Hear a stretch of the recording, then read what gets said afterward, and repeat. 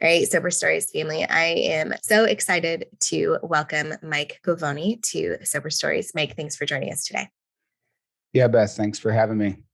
I am excited to hear more about your story and what has brought you into the recovery world. But before we dig into that, give our listeners, those who may not be familiar with you, kind of the cliff notes of you, who you are, what you do, all the high notes.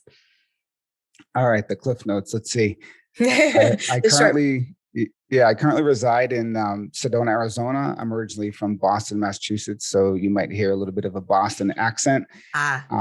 I currently have a private practice here supporting people in recovery from primarily substance abuse to experience deeper healing and transformation. Hmm. Like yourself, I take a whole person approach, and the reason why I do this work today is I've had to live this experience myself. So I think it's my passion, it's my purpose to support others to suffer less Hmm. and really make that link between the biography of what happened, their story, and the biology of how it landed in their body, whether it Hmm. be illness, addiction, or a combination. And I take a trauma informed approach. So I believe that trauma is at the root of what we're suffering from. And it's my pleasure to support people on their journey. Beautiful. It's interesting when you say that this feels like purpose and I find that so many of us who have gone into working in the recovery field after our own experience have such a rich understanding of this. And funny story, when I was getting my master's in social work, I was like this little 22-year-old and I was like, I'm going to help people with substance abuse, and had never, but didn't have any personal connection to it at all. I thought it was this noble cause and that I was also immune to experiencing challenges with substance. And thinking back, I'm like, how could I have ever helped people authentically and completely without having ever experienced it myself? Not to say it's impossible, but it's just interesting when you say, and the people that I talk to about, like, I'm here because of my lived experience. So tell us more about your story. What brought you to the recovery world?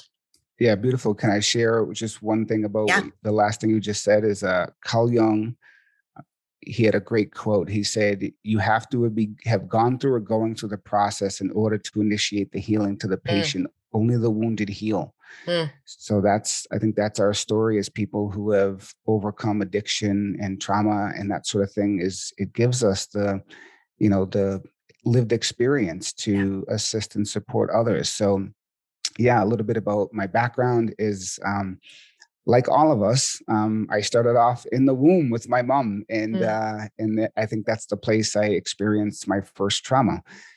Meaning, I was swimming around in a sea of cortisol and stress mm, response because my mother had found out my dad's secret. My dad was a religious figure, and before he became a born again Christian preacher, he was a Catholic priest. And he had all of those skeletons, which is a big, long story in itself. mm, But he wasn't heterosexual. And my mother found that out through pornography when I was in her womb. And she had my sister, who was 2 years old at the time. So she was the pastor's wife, and she had to, her world got flipped upside down, and she had to pretty much find a strategy to get out of this situation. And she did, and it required her to leave. And I was born, and eventually, a few years after that, my parents, obviously my mom had left, but my mom lost custody of her mm, children because of her own alcoholism and the trauma my mother experienced as a kid and early adult.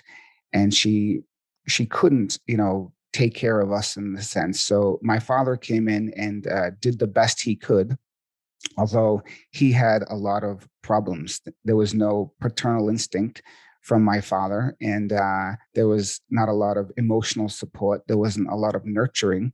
So I found ways early on to nurture myself, mm, and as I grew a little older, I started with drugs and alcohol, mm, and found myself smoking my first joint at 11, drinking booze, and then it just escalated from there. I was about 17 years old, and I had a $500 a day opiate habit with Mm. OxyContins.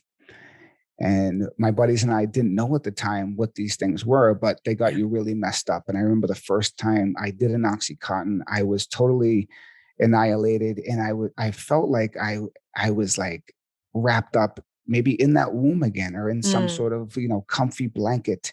And as we know, the neural pathways of opiates are very similar to the connection of a mother, that nurturing aspect, or and I felt that, and I was off and running with the opiates, and Mm.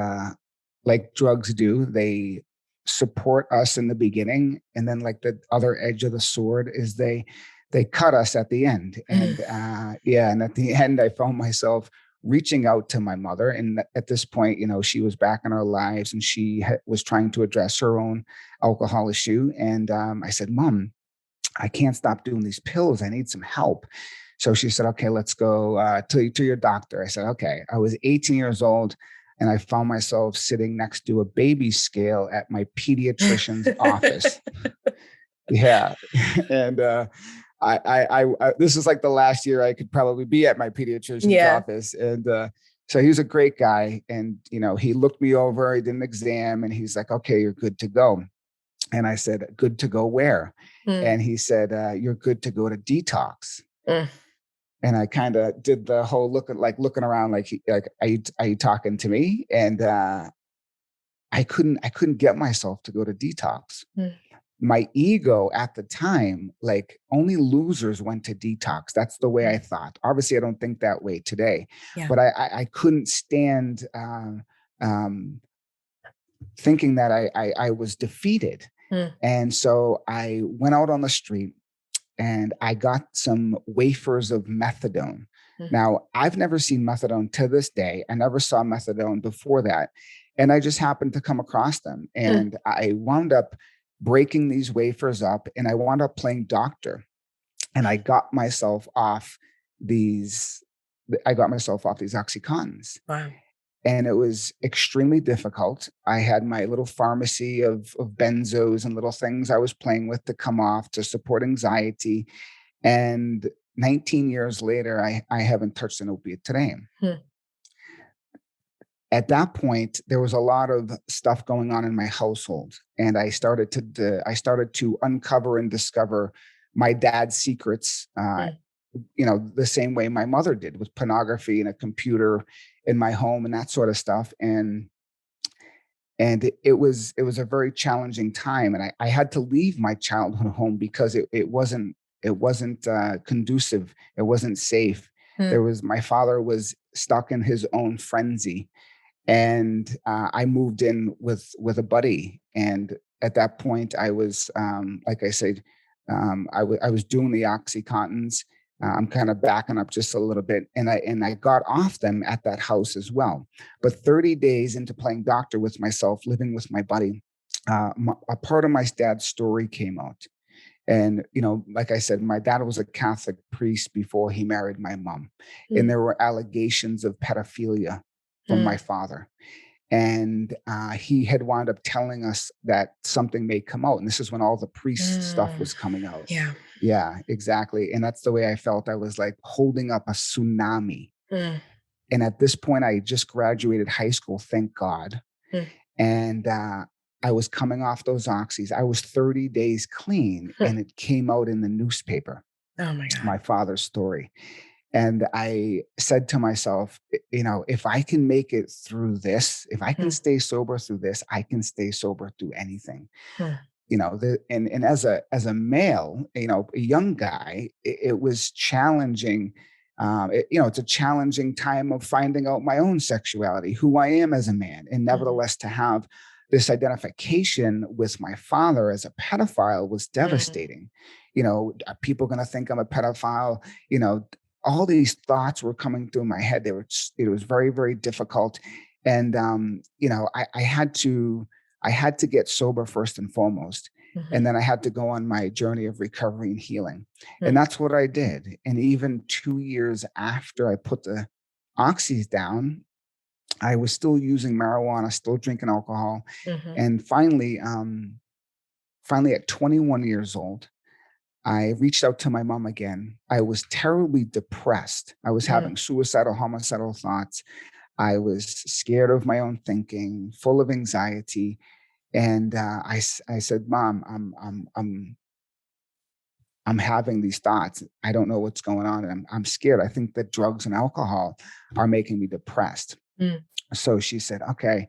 And at that point, like I said, she was exploring with 12 steps. She said, why don't you come to a meeting? So she invited me to my first meeting, and I identified right away with the speakers. mm, And I listened and I took in the information and I identified with their pain, with the impending doom, with the anxiety, with the depression, with all those emotions and feelings. And I left that meeting. I said, Ma, that was great, but I'm not an alcoholic. mm, And at the very end there, I was just drinking booze and I got wasted that night. And I was driving erratically. I was, acting a fool. And I woke up that next morning with the same feelings: mm. impending doom, anxiety, depression, not wanting to live this way. And I reached out again to my mother. I said, Ma, I think I need to go to another one of those meetings. So I did. And I got sober for my second meeting of AA. And I've been sober off um, opiates and alcohol for will be 18 years this Mm. November. So that's my journey with getting sober. And I like to say the 4 chapters of my book, Mm. or when I write this thing, will be trauma, addiction, chronic illness, and then spiritual awakening. Mm. So there's a couple more chapters to this if you want me to go into it, or where do you want to go from here, Beth? I have so many questions. I've been writing a bunch of notes down. And, I think the first thing in that part of the story that really stood out for me is this conversation with your mom, like, Mom, I'm not an alcoholic, while identifying so strongly with these stories that are being shared in this meeting. And also the sitting in the pediatrician and saying, who's going to detox? I'm going to detox.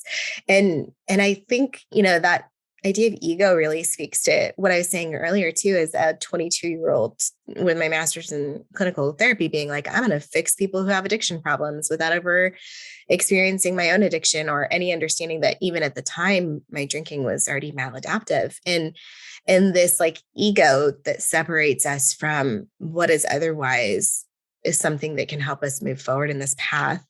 But, I have a question for you. And I want to back up because one of the very first things you said is that you were primed from the womb because of these rushes of cortisol.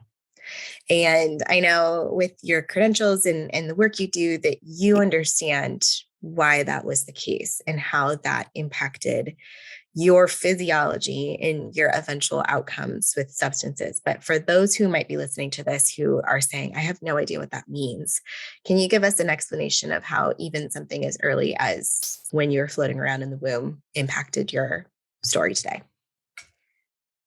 Yeah, I can. So thanks for asking that question, Beth. I think part of it, maybe through the lens of epigenetics. Mm, Genes express and turn on and off depending upon environment. And that's the science, the latest science we know as a result of that. So the old kind of paradigm as, your ancestors or your mom or dad had this certain ailment and then you're destined to have it. It's not so black and white as it used mhm, to be. It's a combination of how those genes begin to express themselves for addiction and illness. And for me, through epigenetics, I think as a young little fetus and baby in this sea of cortisol, my nervous system was already beginning to be fine tuned for a mhm, certain response. And for me, it's more of that sympathetic fight or flight response. And that's I can mhm, talk a little bit more about that because I think so many people are in somatic experiencing. It's called stuck on, mm, and your nervous system stuck on. And that was the case for me. So I think that environment as a young little baby, primed me for those neurological issues, the IBD or the bowel disease I suffered from, and ultimately, addiction as well. I Mm. don't think addiction is solely based on genetics, but obviously your upbringing. If we look at the Yeah. studies of ACEs, adverse childhood experiences, that's a big, huge study they did, was making the correlation between chronic illness and adverse childhood events, typically obviously neglect, abuse, certain things that make up that questionnaire that determines your ACE score. Mhm. So there's 10 questions. If you answer yes to 2, you have 2 out of 10. For me, I have about 7 I was out about of to 10. ask you what your ACE score would be. Yeah, I have about Yeah. 7 out of 10. So just to Yeah. give you a little synopsis of the listeners of how that works, there's a little research done on that ACE score for people who have 6 ACEs or more compared to those with 0. You have a 4,600% greater chance of using drugs intravenously. Hmm.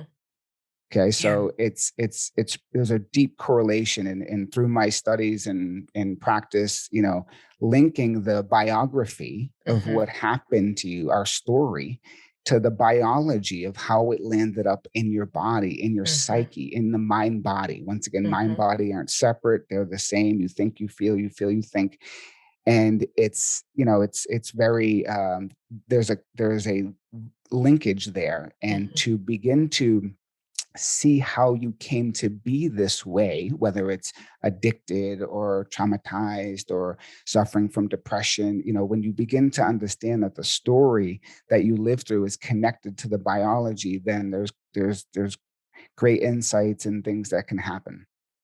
And I think that's the power of approaching this from more of like a biopsychosocial model of understanding that it's not just one thing. It's not just our lived experience. It's not just our physiology.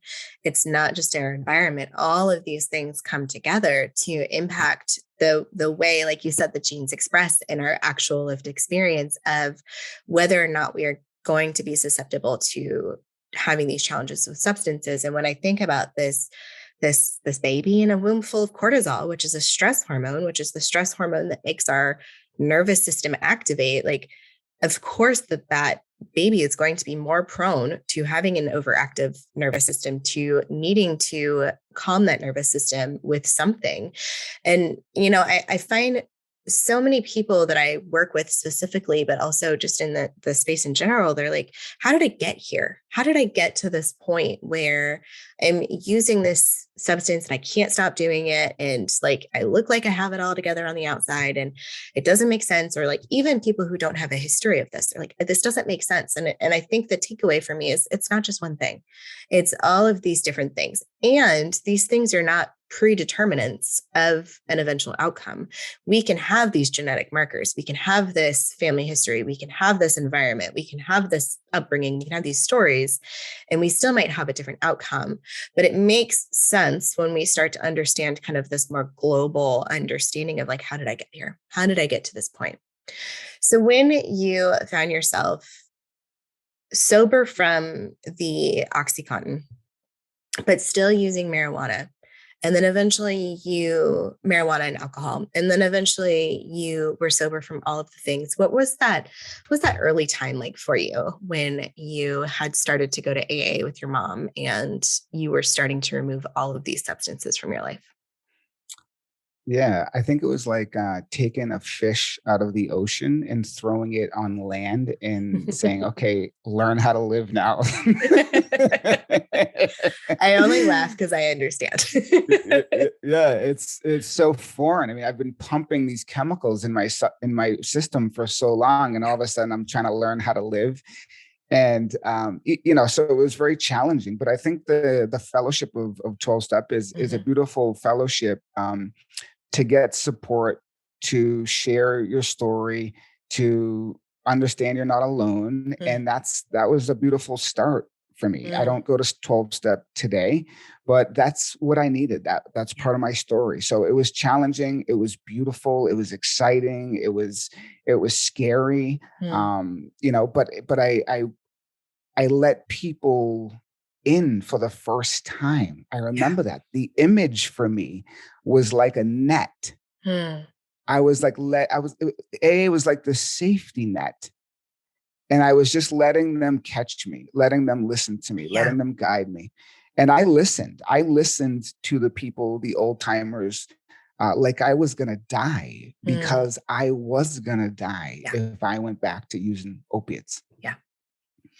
And I think that what you talk about, listening to the old timers and identifying with the stories the first time you went, that's really what we're doing here. That is what Sober Stories is sharing different stories of doing this in different ways.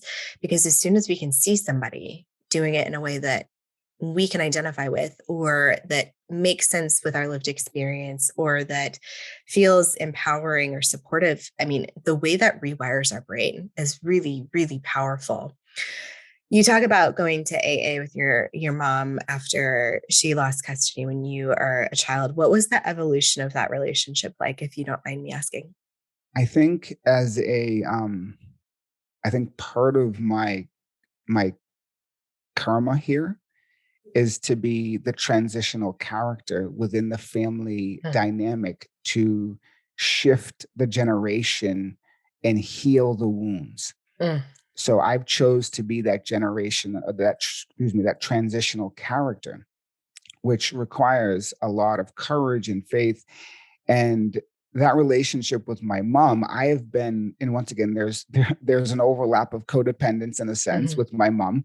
We have some strong karmic ties. I'm well Mhm. aware of that, and I've accepted that we're part of each other's journey. Yeah. And I've been very influential as a practitioner here in Sedona. I came to this point, obviously, almost 2 decades sober. My mom's still struggling at moments, and it's been a relationship of me as the wounded child trying to, you know, hold on to that relationship and have that type of relationship with my mom. But it's always been different because I was parentified. I was the Mhm. parent and she was like the child, so the dynamic has been challenging. So I think there's always part of me looking for that mom, but there's a bigger part of me that knows, I'm the adult Yeah. to some degree, and I have to take care of myself, Mm. and I can't count on anyone, Yeah. or can't count on her Mm. particularly. And that's still the truth today. Mhm. And that's okay. And so I kind of hold it all. Yeah. And as a parentified child and a transitional character, I've invited my mom to my home in Sedona, and I've hooked her up with different doctors, practitioners, ketamine therapy. I've sent her to the jungles to do ayahuasca. I mean, I've been very influential in her journey, and I hold a different consciousness than she does at the moment. But I know that this being, my mother, is suffering. And Mm. even when she relapses today, has nothing to do with me. Yeah. It's this being is still trying to get her needs met. But back Mhm. in the day, when my mom drank, it was, oh my God, what are you doing to me as this wounded child? Rightfully so, all that sort of stuff. And today, my consciousness is totally expanded, and I just want to love this being, but Mm. also set the boundaries too. So I know that's a little complex answer, Yeah. but it's a complex relationship. It is. It's not a typical mother son dynamic, and it's okay. Yeah. I like this idea of being able to hold two different types of understandings of the Mhm. relationship, understanding what you need as the child of somebody, and what, especially when you were an actual child, what you really needed. And then also understanding the pain and struggle that a human being can go through. And I think that these are deeply human experiences we have when we struggle with substances.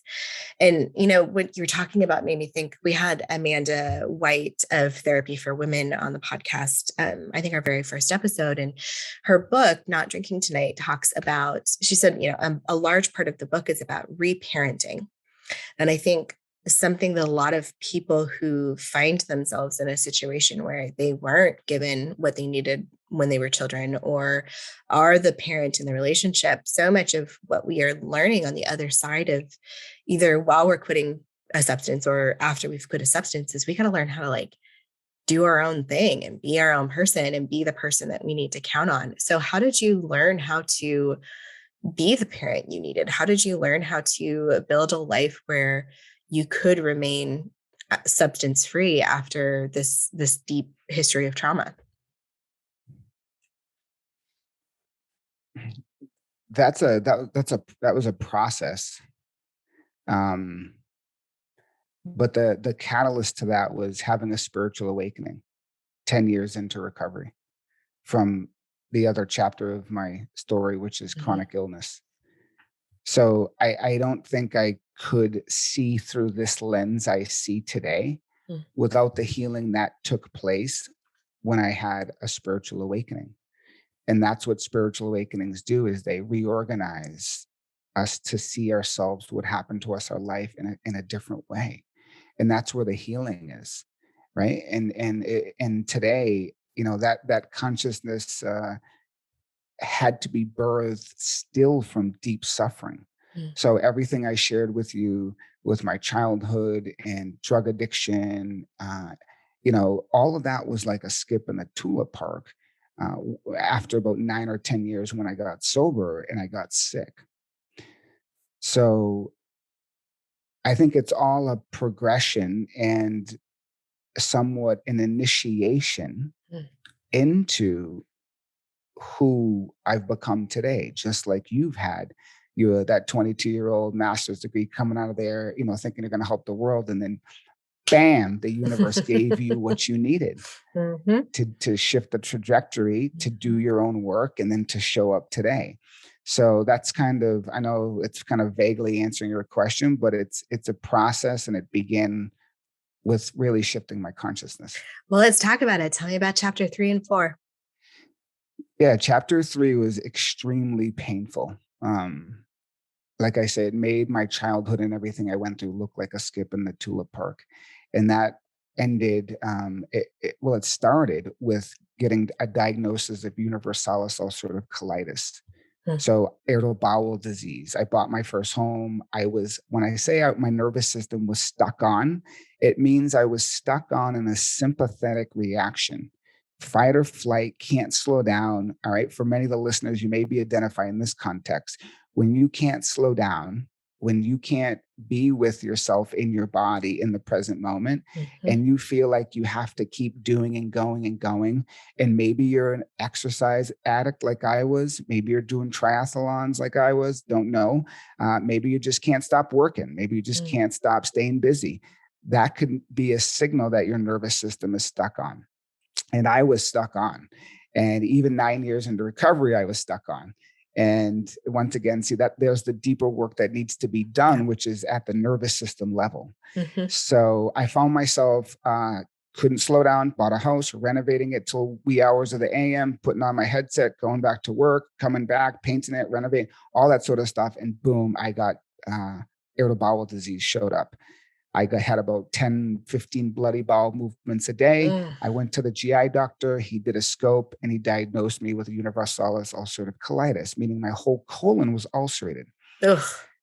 Now, Beth, do you think he turned to me and put his hand around me and said, "Hey, Mike, how did you become this way? How did your whole colon get ulcerated at 25? No, he didn't, because that's one of the parts that mainstream medicine leaves out. The linkage between the biography and the biology of how you came to be this way. Okay, whether it's addicted, whatever the case may be. But my childhood was stuck in my colon.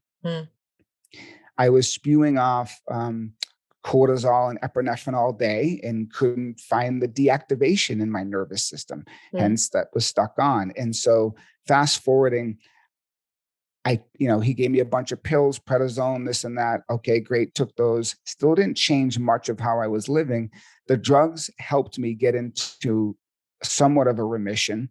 And I grabbed a backpack and traveled from there. I bought the house. It was up and running. I was doing really well at a company, making 6 figures. I was, sober at the time, living a good life. And yet I was sick. So I traveled 9 countries for 5 months, backpacked from Mexico down to Santiago, Chile, sober, had the time of my life, and I got a parasite in Guatemala. Mm. It tripped off the ulcerative colitis, and I came back early on my trip, sicker than I ever was. And I went to a new GI doctor, and he basically put me on one of the big guns, an immunologic drug. And after 12 months, that drug decimated my liver. Mm. And my liver began to develop autoimmune hepatitis. And they said, whoa, whoa, whoa, you can't be on this medication anymore. You have to go see a hepatologist. And in the meantime, here's a business card for a surgeon to maybe cut out your colon. Oh my God. So I was like, whoa, this is deep. And I went and saw the hepatologist. They did a liver biopsy, and they said, yeah, if you don't take care of this, you're going to need a liver transplant in 8 years. And I was like, whoa. So I have 2 organs on the table now. I'm in sobriety 9 years, almost 10 years. I'm sick as a dog, and I'm faced with some big decisions. So I said, is this what you have for me? And they said, yeah. And I said, okay. And I left, and I never stepped foot back in that Western medicine paradigm. I went on a healing journey that set me up for what I do today. Mm. And starting with that is when I say I was suffering, why I was suffering so deeply besides the IBD was the gut and the brain are intricately connected. Yeah. And the inflammation was going from my gut to my brain. And here's another little interesting snippet. As a young kid, I always had a sensitive sense of smell. Mm. Because my sniffer is my nervous system's barometer of activation. Hmm. And something happened with the liver where I developed multiple chemical sensitivity, meaning my body was reacting towards chemicals in the environment.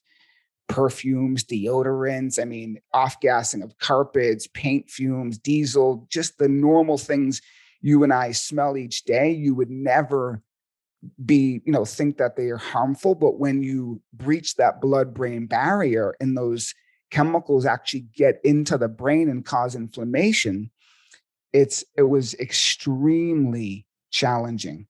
And I was thrown into a fight or flight response when I smelt chemicals to the point where I couldn't operate in this everyday industrialized world. I had to retreat into nature because my nervous system was at threshold, and I was systemically inflamed.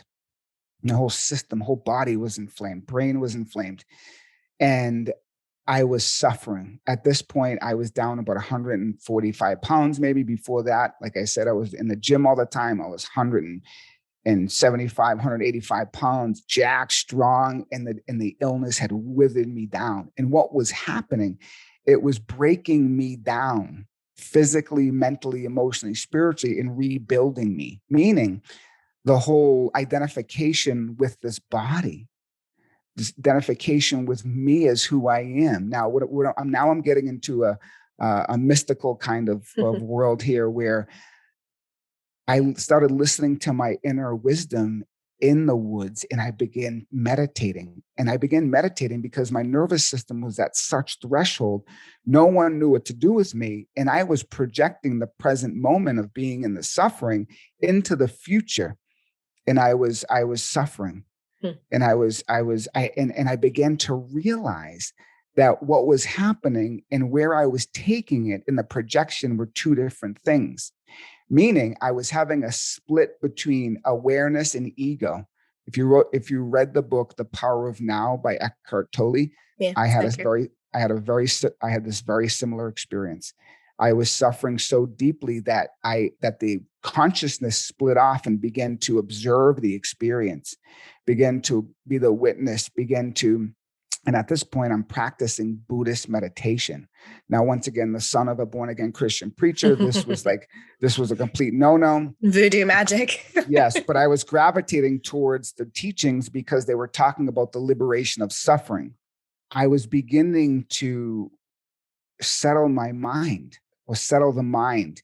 And once again, some of these great insights in wisdom was coming through.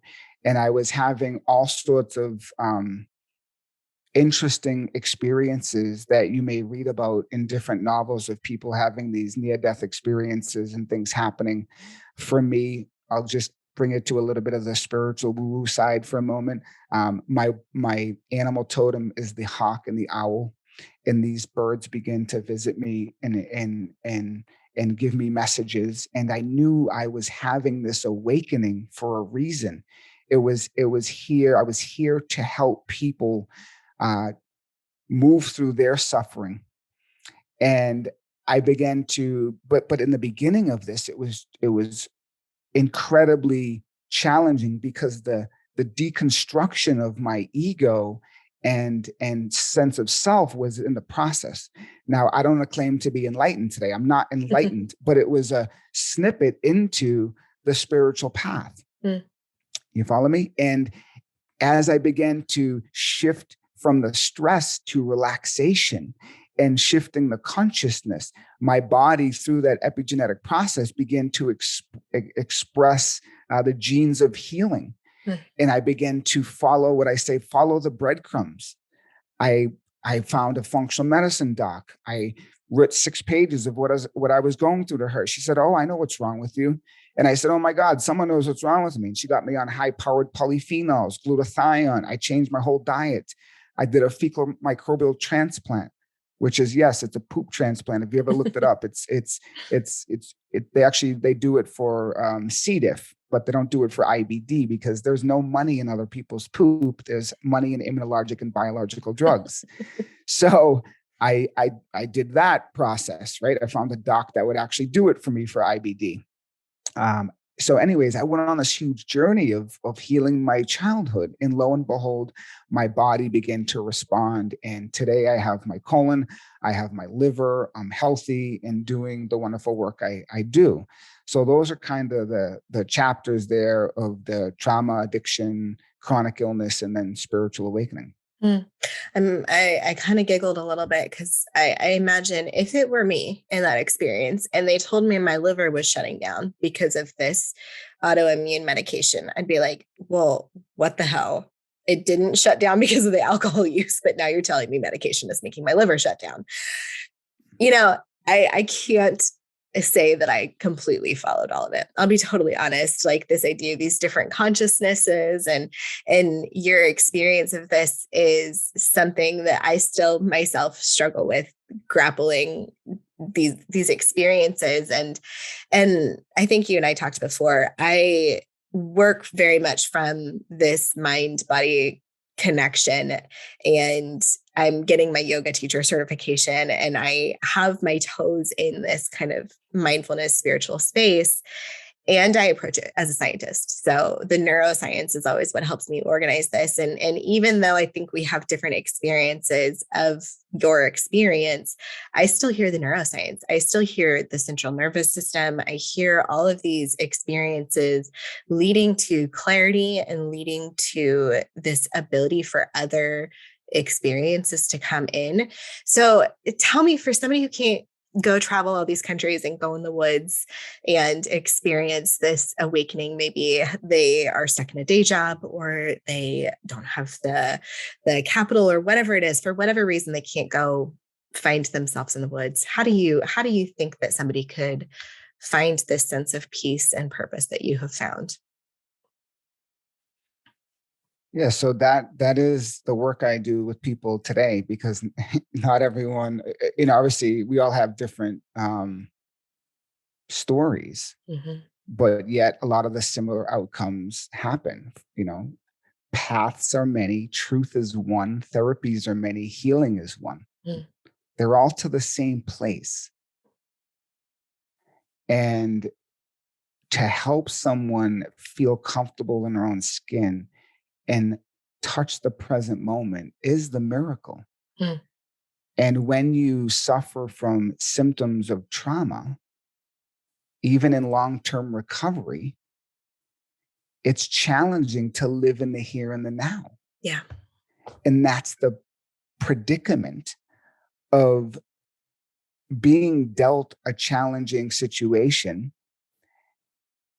coupled with the activation in your body, i.e., overwhelm, anxiety, depression, whoever it shows up for you, and even putting the drugs and alcohol down and still feeling like something's missing. Yeah.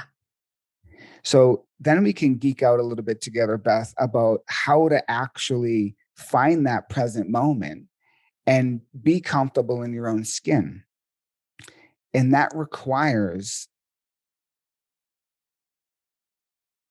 a practice of coming to the here and the now.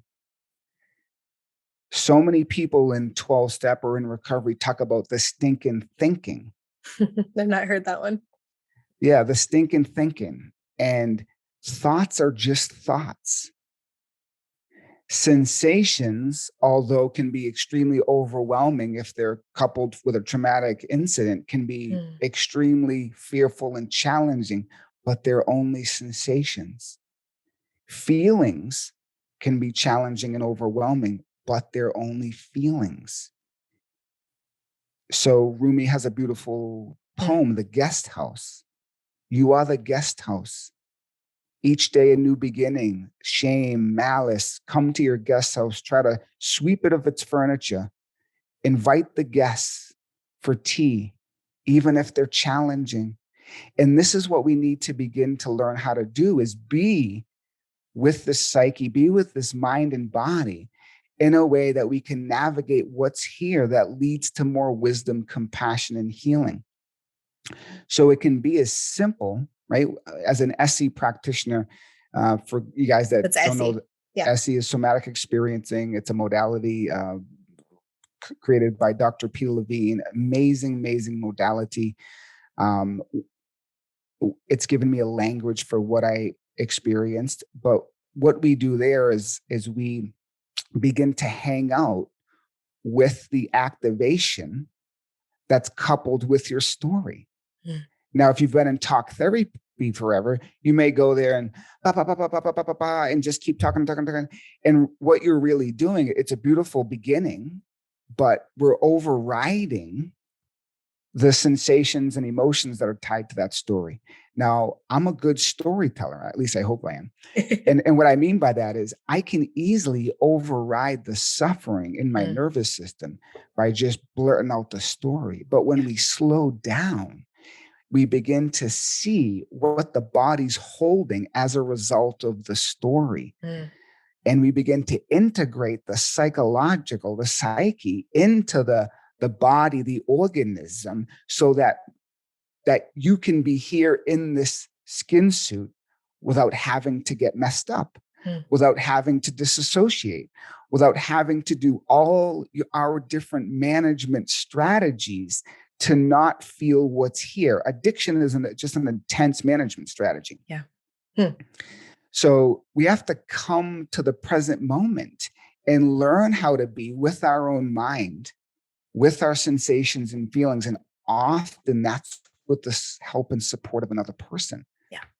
I feel everyone that has that activation stuck in their body. I've been there.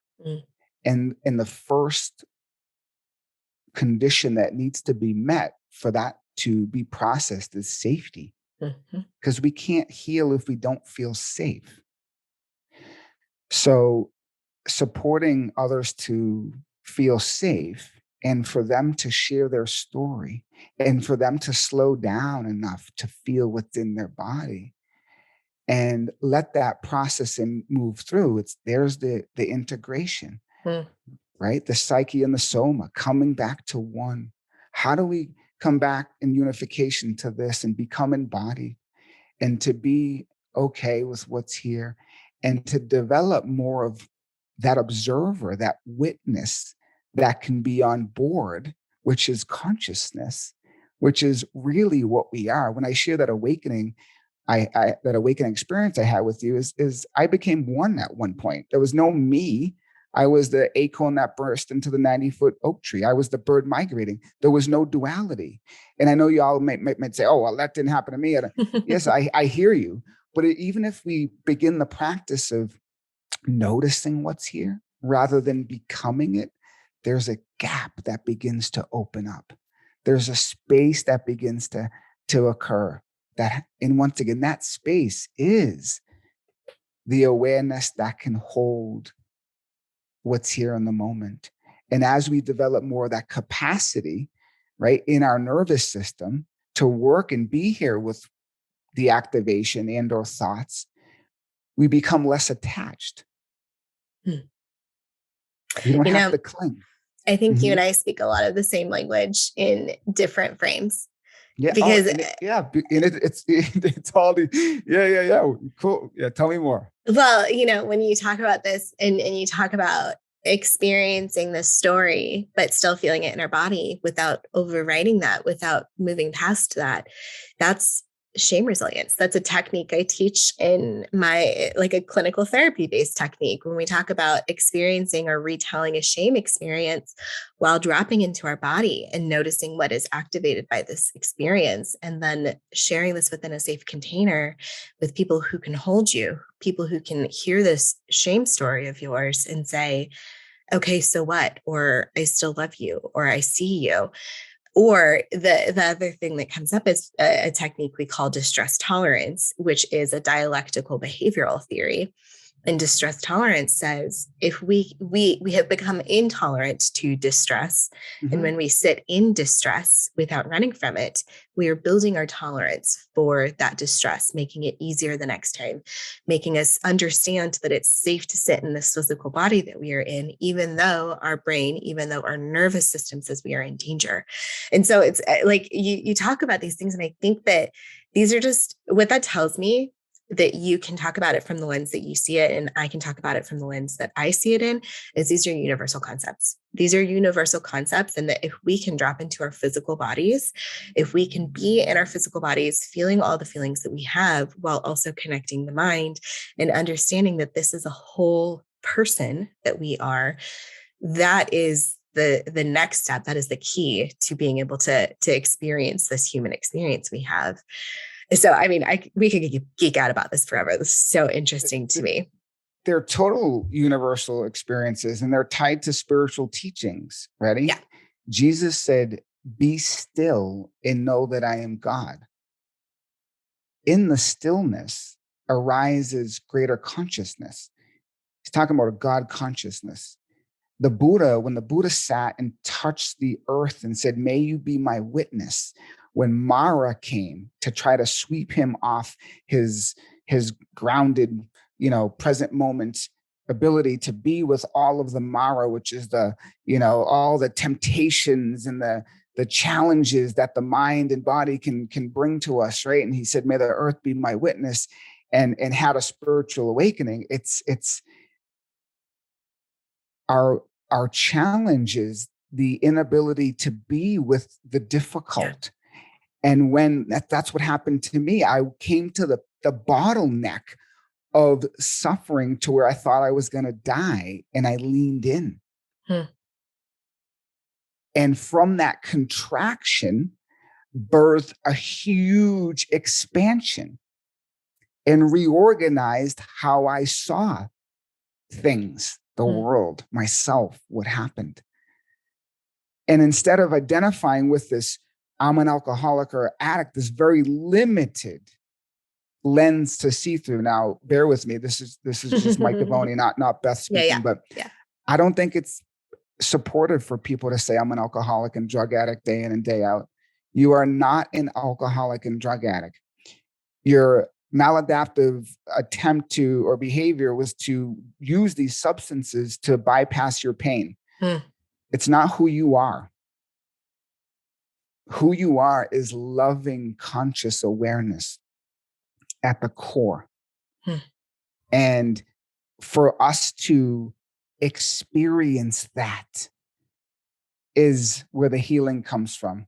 Now, to pivot and to shake your podcast up a little bit, I'm a huge fan of using psychedelics in the right context for therapy. Okay, you're really shaking up here, huh? They shift your consciousness. They are gifts from the gods when used appropriately in a therapeutic context. They've been used for thousands of years since the beginning of time in shamanic rituals and ceremonies, and we've been flooded with propaganda to turn towards them. Now, believe me, I don't think smoking, cannabis every day and getting blasted and checking out of your problems is the way out. No, no, no.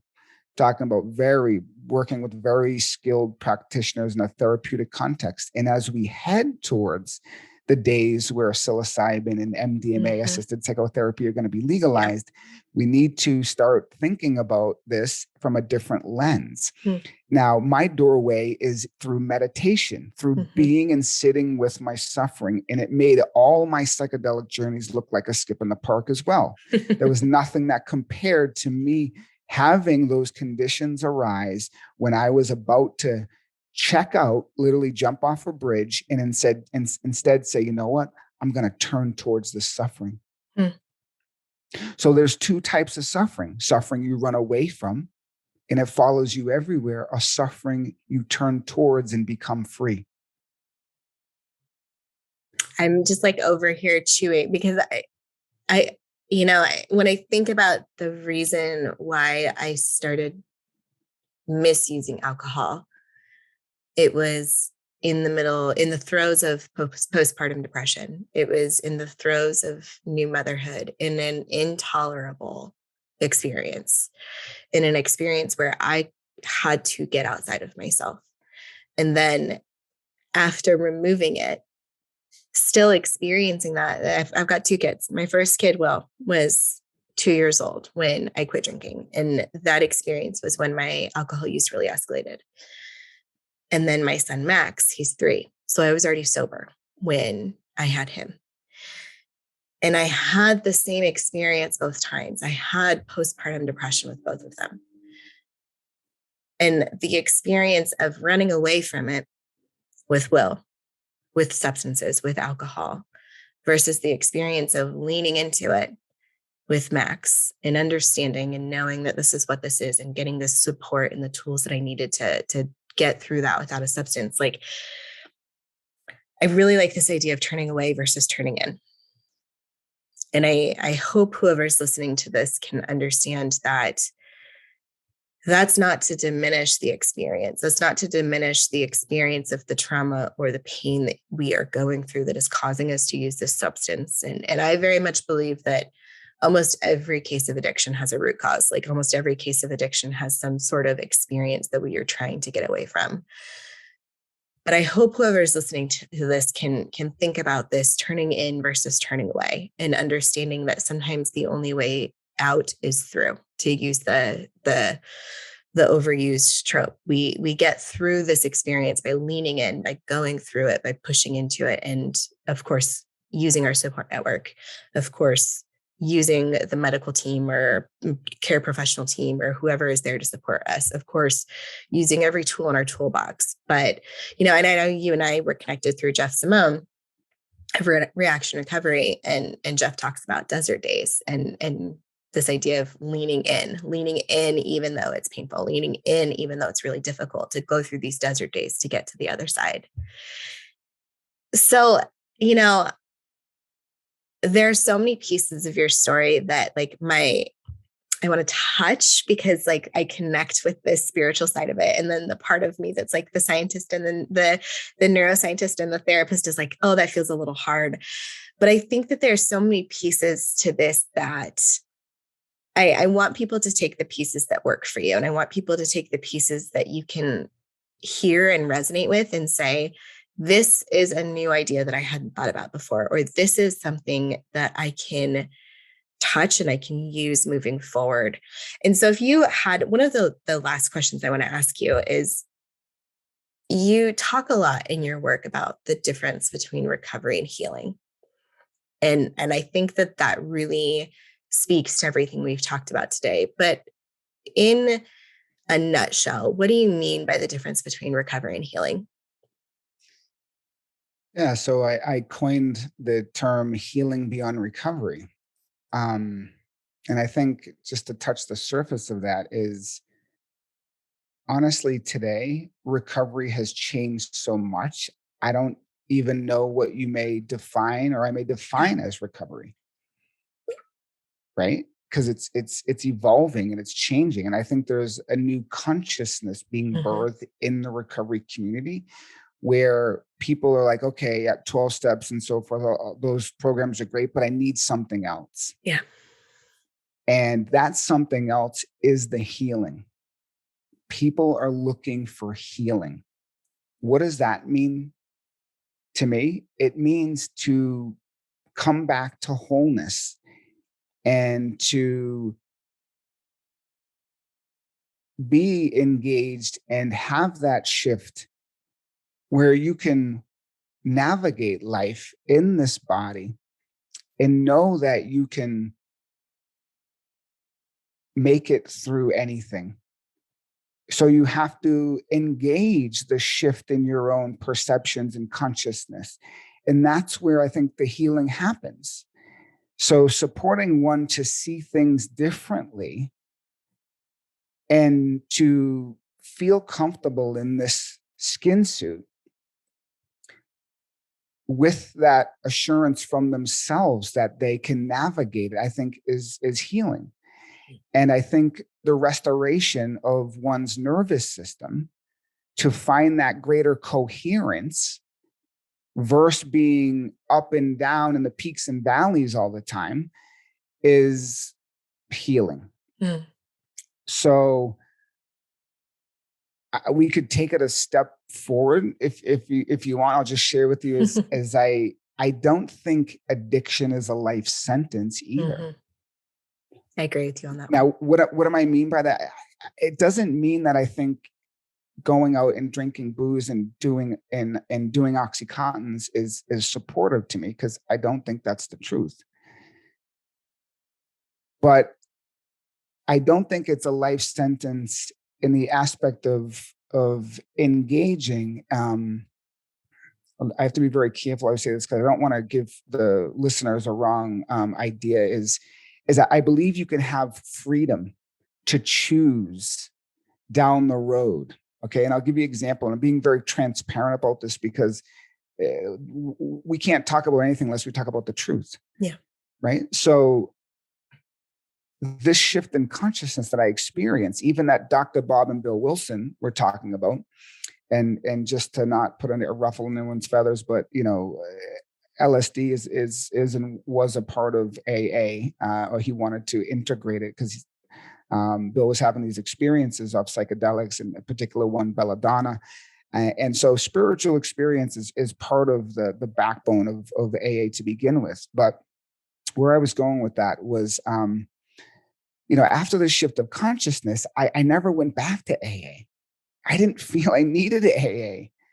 I wasn't at the level, and I don't say that from a place of ego. It's I've found a different path, right? Buddhist teachings, meditation, that's sort of the path of awakening.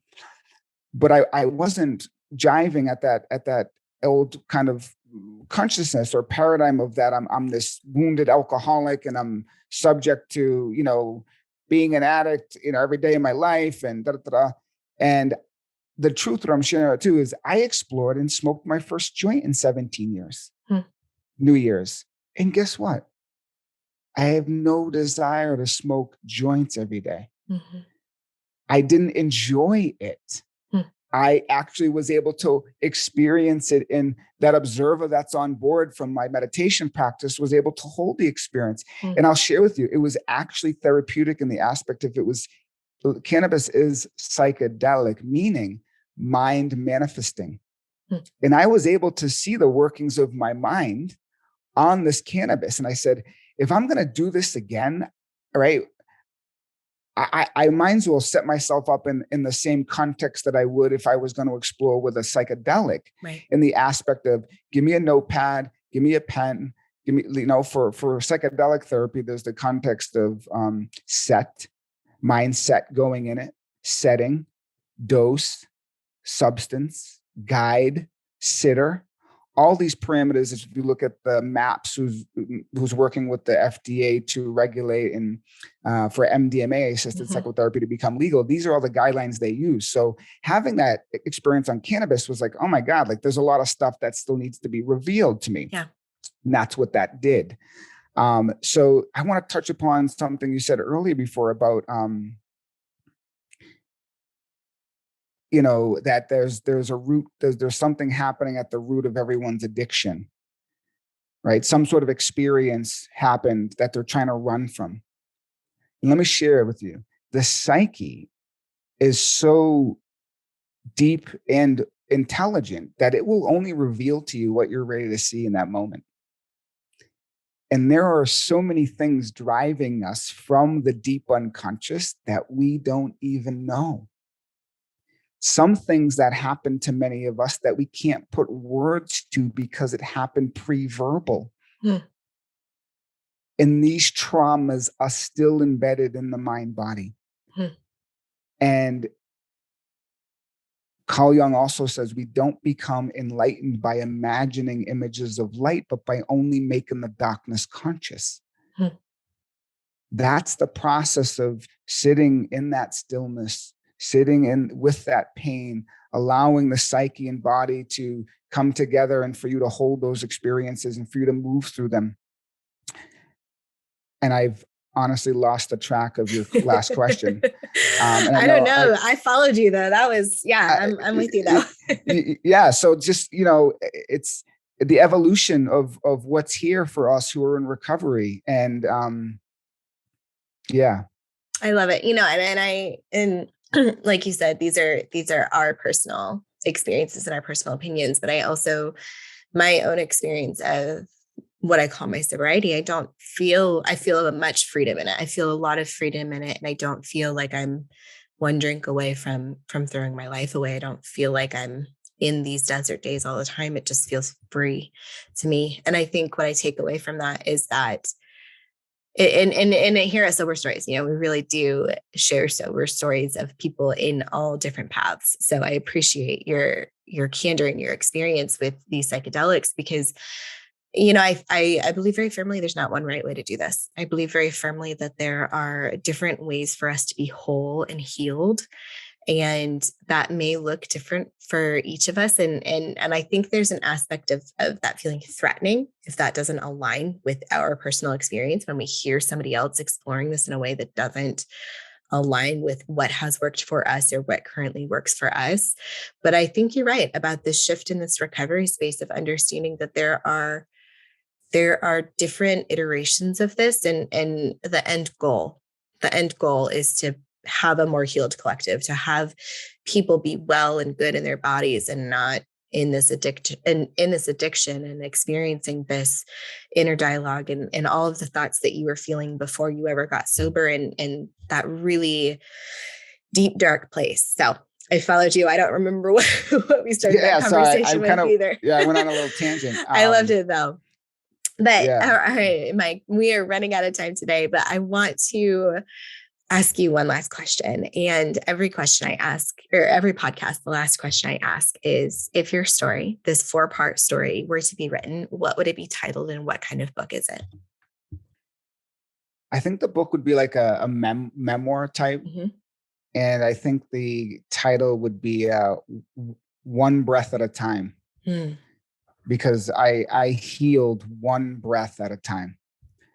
And I think when we begin to, they call it the breath of life, the breathing, the breath of life, this autonomic process is keeping this body, sustaining life in this body.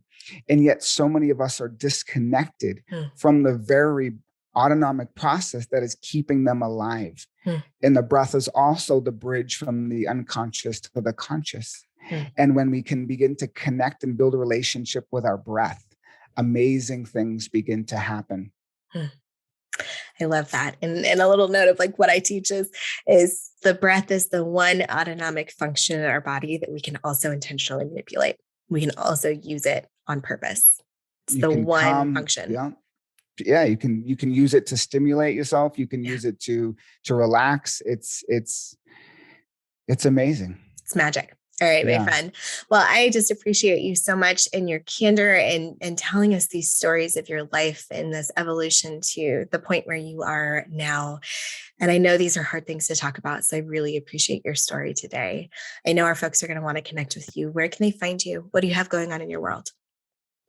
So right now I'm supporting clients one-on-one through online and in person. And you can find me, my website is mikegovoni.com, Mikegovoni. And my Instagram is Mike Govoni as well. Beautiful. Well, y'all go check out Mike's stuff. His work is really beautiful. And I have it always, every time I look at something you've posted, it's really interesting how it like will reframe a thought that I have. And it challenges me, but I think that's good too. So Mike, thank you so much for your time today. I hope you have a beautiful day. Thanks, Beth.